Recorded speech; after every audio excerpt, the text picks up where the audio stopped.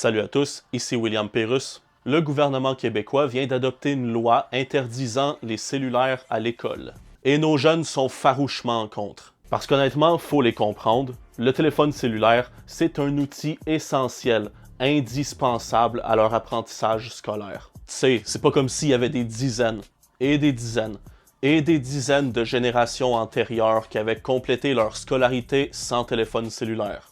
Tu sais, ben non. Ben non. Et nos jeunes vont faire la grève à cause de ça. Écoutons ce qu'ils ont à dire. Est-ce que vous considérez faire la grève? Oui. Ils sont au secondaire et comptent bien boycotter l'école vendredi. Boycotter l'école? Faire la grève? Vous en parlez comme si c'était un mouvement important, alors que votre but, dans le fond, on va se le dire, c'est juste de faire péter une journée de cours pour avoir une longue comme ma graine fin de semaine. Non, c'est vrai. Pourquoi vous pensez que ces imbéciles ont choisi vendredi comme journée de grève? Puis journée de grève. Tu sais déjà que la majorité d'entre eux, le 3/4, ils vont être en train de faire la grève chez eux, devant Netflix. Tu sais, on n'a plus les grévistes qu'on avait, tu sais, vendredi. De tous les jours de la semaine, ils ont choisi vendredi. Comme par hasard, comme on dit, hein? Je suis pour la grève, mais je vais pas y participer parce que je veux pas non plus manquer de l'école. Mais je soutiens ceux qui font la grève complètement. Bon, au moins il en reste qui ont le sens des priorités. Si on fait pas la grève, on n'aura pas de téléphone. Ah, crains pas, même si vous faites la grève, vous récupérerez pas plus vos téléphones. On parle quand même du gouvernement qui a laissé sans broncher vos professeurs s'absenter des semaines et des semaines durant au profit d'une grève inutile et qui s'est avérée bien plus nuisible pour les parents des classes moyennes qu'autre chose. Sans même leur accorder à la fin de tout ce merdier ce qu'ils exigeaient initialement. Fait qu'on s'entend-tu qu'une couple de Mongols qui payent pas d'impôts puis qui s'en vont sécher une journée de cours, c'est pas ça qui va les défriser, honnêtement, au gouvernement, là. Car c'est l'interdiction du cellulaire dans toutes les écoles du Québec à laquelle ils s'opposent, un mouvement de contestation organisé justement sur leur téléphone. Les jeunes ont fait la grève! Oh Christ, faites attention! Néo-Karl Marx est dans la place. À partir de l'année prochaine, le gouvernement du Québec va nous obliger à appeler nos professeurs monsieur, madame. Oh, quel gros drame. Il est sérieux, lui. Ouais, quelle mesure scolaire concentrationnaire, sérieux. Monsieur, madame.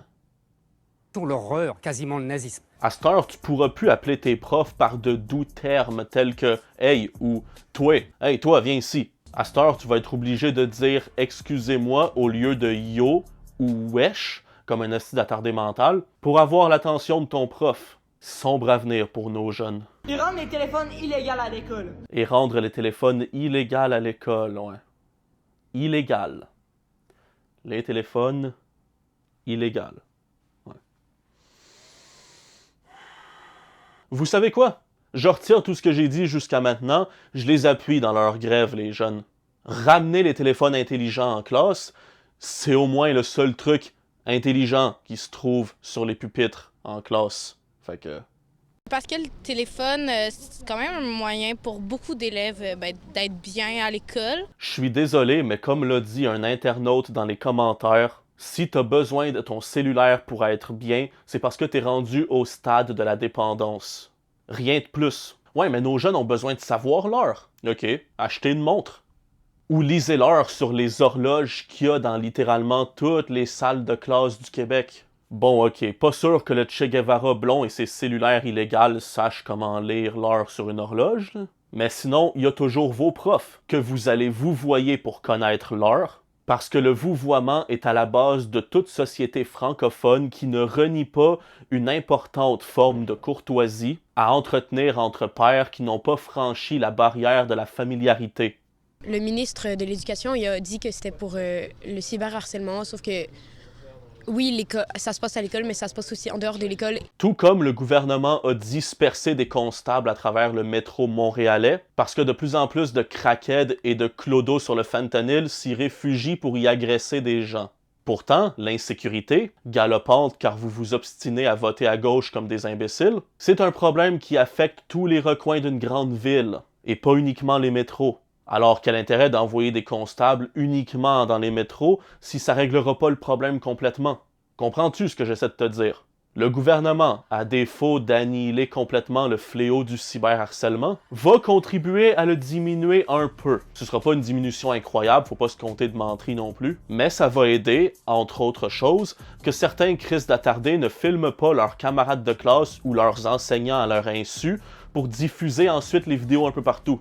Parce que c'est ce que je déteste de ces petits appareils, pourtant bien pratiques dans la vie de tout adulte. C'est que cette petite caméra à la con, bien pratique au demeurant pour capturer sur le vif tel événement ou tel paysage, a fait oublier à ben du monde, et pas juste des jeunes, que le droit à l'image existe.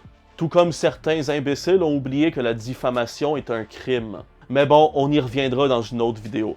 Il y a beaucoup de jeunes qui sont comme « Ah, on a besoin, s'il y a des urgences, il y a des affaires, mais tu sais... » Est-ce qu'on s'entend, c'est quand même rare qu'il y a des grosses urgences, puis il y aura quand même des téléphones dans l'école. Exactement, les urgences sont rares, mais elles peuvent survenir. Mais si ça arrive, vous serez correct, même sans cellulaire. Parce que si l'école a bien fait ses affaires, il devrait y avoir dans l'agenda de chaque élève le numéro d'un proche à joindre en cas d'urgence. Le cellulaire dans la main du jeune à l'école est complètement inutile. Fils de pute, il veut juste texter en dessous de son bureau, on le sait tous. On va pas faire comme si on le savait pas, là. Vous le savez, on le sait, vous le savez qu'on le sait, on le sait que vous le savez qu'on le sait. Fait qu'on peut-tu passer ce petit débat de marde-là?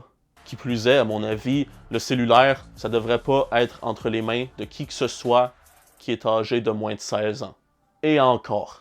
C'est un moyen pour eux de s'exprimer. Ben non, tabarnak, c'est pas un moyen pour eux de s'exprimer, c'est juste une défaite pour faire péter une journée de cours. Pourquoi vous pensez que, comme par hasard, ils ont choisi le vendredi? Les conséquences pourraient donc varier, selon l'ampleur que prendra le mouvement. Le mouvement. Ouais. Sur ce, mes braves révolutionnaires putes cellulaires, abonnez-vous, commentez, partagez, aimez. Suivez-moi sur les réseaux sociaux, c'est très important pour vous tenir au courant de toute mon actualité audiovisuelle et littéraire. Rage pas parce que tu peux plus avoir ça sur toi à l'école. Bye! Hey,